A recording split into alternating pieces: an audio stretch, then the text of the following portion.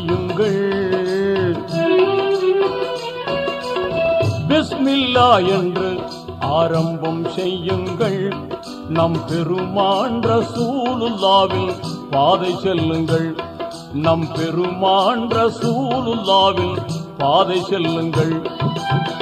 அருளாளனும் அல்லாதான், அன்பாளனும் அல்லாதான், அருளாளனும் அல்லாதான், அன்பாளனும் அல்லாதான்.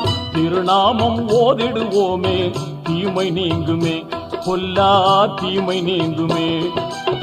பிஸ்மில்லா என்று ஆரம்பம் செய்யுங்கள்.